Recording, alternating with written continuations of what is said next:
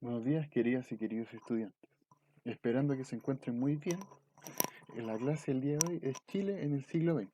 Principalmente vamos a ver los inicios del siglo XX y algunas características políticas y sociales. Bueno, el objetivo de la clase es el siguiente: comprender el contexto nacional de principios del siglo XX, ¿ok? Considerando el gobierno de Arturo Alessandri Palma y la Constitución de 1925. Nos vamos a enfocar principalmente en el gobierno de Arturo Alessandri y en la Constitución de 1925, pero también en otros factores políticos sociales, como mencioné en un principio. Esto es una idea general para que ustedes tengan en cuenta que el siglo XX fue un siglo de muchos cambios para la realidad y sociedad chilena. ¿Ok? Tenemos que tener en cuenta las repercusiones de algunos sucesos que se habían llevado a cabo en el siglo XIX, como el triunfo de la Guerra del Pacífico y la migración del campo a la ciudad. Esto trajo consigo cambios para la sociedad chilena, ¿ok? Y también repercutían a los cambios que se llevaban a cabo en ese entonces. Con la Guerra del Pacífico se incorporan nuevos territorios, se trabaja de otra manera con el salitre y la minería en la economía y con el trabajo y el desarrollo que nos trae esto, la mejor calidad de vida, las personas del campo empiezan a emigrar a la ciudad en búsqueda de tener remuneraciones, es decir, dinero.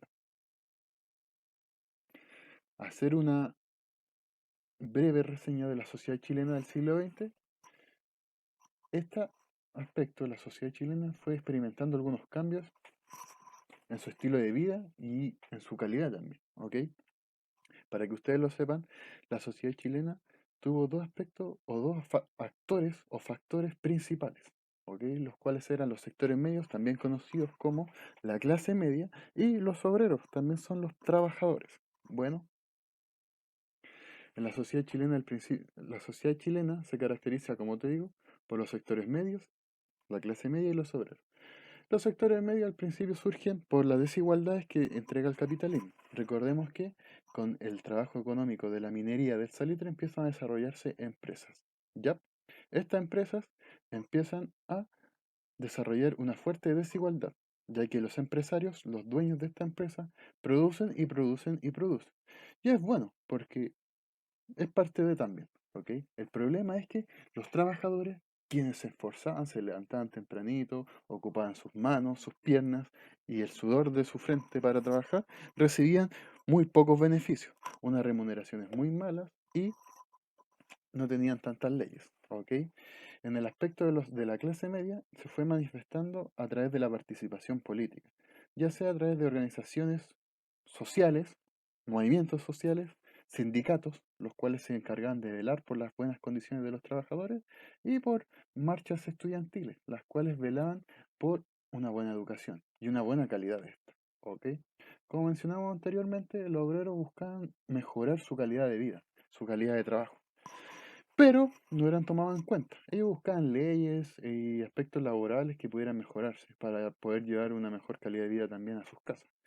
Y al momento de manifestarlos, de tomarlo en cuenta, el Estado principalmente, más que el gobierno, lo respondía con violencia.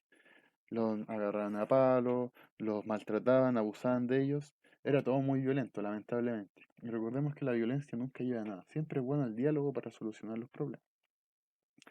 Ante esto, empiezan a requerir sus necesidades básicas, ¿ok? Seguros de vida, de salud, de trabajo, mejores remuneraciones, finiquitos, seguros de cesantía, etcétera. Beneficios que hasta el día de hoy tienen algunos problemas en la sociedad chilena. Imaginemos hace 100 años atrás, pobres obreros, estaban luchando por cosas que dignamente merecen. Y es por eso que llega aquí nuestro compadrito, el que está en la imagen, Arturo Alessandri Palma. No confundir con su hijo, Arturo Alessandri Rodríguez, quien gobierna en la década de los 50. ¿Ok? Alessandri buscaba ayudar a estos sectores, a la clase media y a los obreros, los trabajadores. Sus reformas iban principalmente en ese enfoque, en ayudarlos en aspectos sociales, económicos, culturales, etc.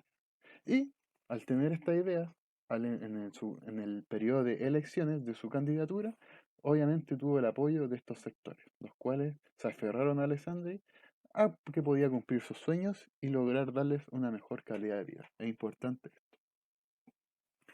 Con el loquillo Alessandri, los cambios o lo que se buscaba mejorar era lo siguiente: la libertad electoral, donde se pudieran votar mayor cantidad de personas, siempre y cuando tuviesen algunas condiciones, como ser ciudadano chileno, chilena, chilene, tener la mayoría de edad, no tener cargos judiciales importantes, etc.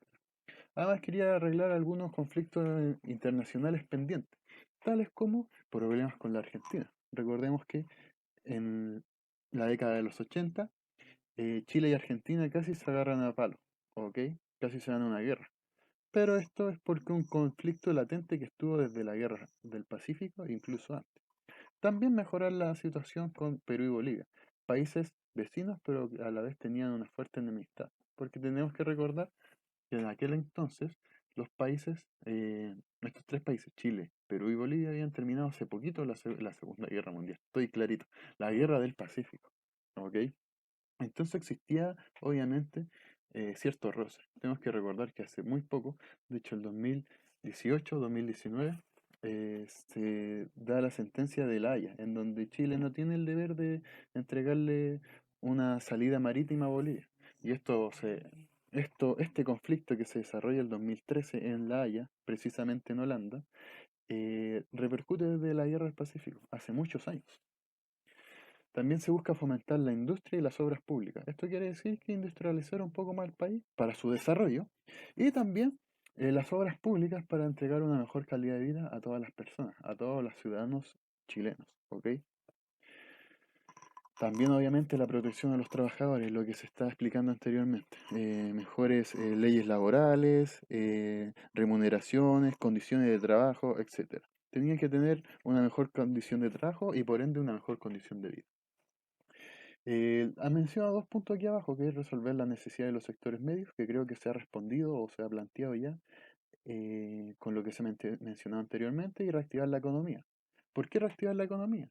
Recordemos que la gran fuerte de la exportación, la materia prima que Chile tenía a principios del siglo XX, final del siglo XIX, era el salitre, el cual se va a pique, desaparece, pierde todo su valor durante y después de la Segunda Guerra Mundial. ¿Por qué? De la Segunda, disculpe, estoy clarito. De la Primera Guerra Mundial. ¿Por qué? Porque los alemanes crean el salitre sintético. Y al crear el salitre sintético, el salitre de Chile, el natural, desaparece. Es decir, ya no tiene valor. Entonces hay que reactivar la economía. Pero no precisamente volviendo a vender salitre, ya que ya todos sabían que el salitre no iba a vender más, sino buscando otros métodos para vender, otras materias primas, como por ejemplo, el cobre, los minerales del cobre, lo más importante. O también la exportación de otros productos, como el vino, verduras, frutas, etc. El loco Alessandri tuvo un problema. ¿Por qué? Porque si bien es cierto que su idea era muy importante, no las tomaron en cuenta en el Congreso. Es decir, las leyes laborales y sociales que buscaba para mejorar al pueblo no fueron tomadas en cuenta. Esto obviamente generó tristeza, demotivación, enojo entre las personas de la sociedad, pero también entre otro grupo, que eran los militares. Es por eso que el 4 de septiembre de 1924 se lleva a cabo el movimiento militar, o más conocido como el Ruido de Sables. Ustedes se preguntarán, ¿pero qué es el Ruido de Sables? Es una manifestación militar en los cuales este grupo de las Fuerzas Armadas empieza a manifestarse, a hacer ruido con su armamento, sables principalmente, afuera del Congreso, exigiendo nuevas reformas por parte de el Congreso. No solamente lo hacían por el pueblo, ¿ok? Sino también por ellos mismos, ya que las condiciones de los militares eran bastante paupérrimas. Y ellos querían mejorarlas considerando que hace un poco tiempo atrás, tenemos que pensar unos 35 años atrás, en ese entonces habían ganado la Guerra del Pacífico, ¿ok? Un enfrentamiento de los más importantes de Chile con otros países. Y sus condiciones no eran las mismas, no eran muy buenas, así que también querían ellos tener mayores beneficios. Esto también trajo consigo cambios en aspectos de contratos laborales, seguridad, seguros de enfermedad, organización de sindicatos, etc.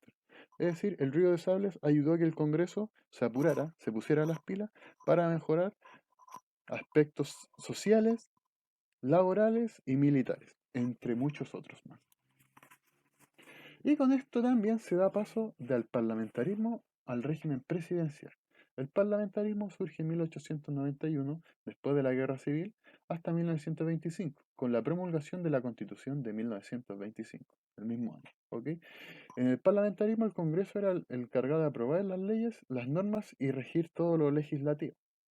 Pero en el periodo presidencial, el cual dura de 1925 a 1973, el presidente es el que concentra los poderes del jefe de Estado y jefe de gobierno. Es decir, tiene un poco más de poder que el Congreso.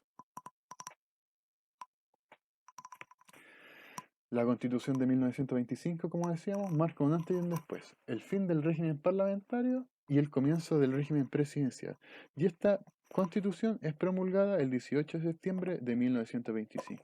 Es decir, mientras están celebrando con su anticucho, con su vaso de chicha, el Estado, el gobierno, estaba aprobando, promulgando la nueva Constitución, la penúltima que se ha hecho hasta este entonces. La Constitución de 1925, como les digo, marca el antes y un después del régimen presidencial, da un inicio hasta el 1973, cuando se da el golpe de Estado y empieza la dictadura militar de Augusto Pinochet. Y las características son muy importantes, ya que produce un quiebre y una inestabilidad política. Gobiernan muchos presidentes de distintas ideologías y tendencias políticas. Presidente de izquierda, de derecha, de centro, hay un partido, o sea, hay un, disculpen, hay un gobierno socialista en donde, bueno, todos, muchos deben saber que ese gobierno es de Salvador Allende, que se da a principios de los 70. También hay una dictadura militar, y no precisamente la de Augusto Pinochet, sino la de Carlos Ibáñez del Campo, la cual vamos a ver durante las próximas clases. Lo importante es que ustedes sepan que la Constitución de 1925 marca un antes y un después en el régimen parlamentario y presidencial y que tiene una inestabilidad política en donde gobiernan presidentes de distintas ideologías políticas. Y algunos de los artículos de esta Constitución son los siguientes. El artículo 10.1 menciona que la igualdad ante la ley, en Chile no hay clase privilegiada. El artículo 10, número 2, dice que la libertad de creencia, conciencia y culto no no tiene ningún problema mientras no atente contra la moral de alguien o de algunas personas y del orden público. Y el artículo 10, número 7 dice que la educación pública es una atención preferente para el Estado, es decir, que tiene que tener una prioridad importante y que la educación primaria es obligatoria. Ahora podrán venir los cuestionamientos, los puntos que cada uno quiera decir si realmente se lleva a cabo o no estas cosas. Es válido para todos, ¿ok? Lo importante es que sepamos que estos son los aspectos principales que va a mencionar una constitución. Los invito a leer alguna constitución, la de 1980, 1925, la que ustedes quieran. Se encuentran gratis los PDFs en internet, porque igual son libros algo caros si los va a comprar en una librería. Si no, les recomiendo que cuando todo esto se regularice, puede ir a San Diego, cerca del Metro Universidad de Chile, en la plena Alameda, y puede comprar libros bien baratitos. A veces no son los originales, pero igual son baratos. Bueno, muchas gracias por su atención, por su colaboración, por su respeto. Son personas muy lindas, grandes estudiantes, hermosas y hermosas personas, seres divinos llenos de luz. Espero que su sonrisa nunca se apague y que siempre sean muy felices. Si tienen dudas o preguntas, por favor escribirme a mí o a la profesora Catalina en nuestros respectivos correos. Estamos para ayudarlos en todo lo que necesiten. Muy buenas noches y cuídense mucho.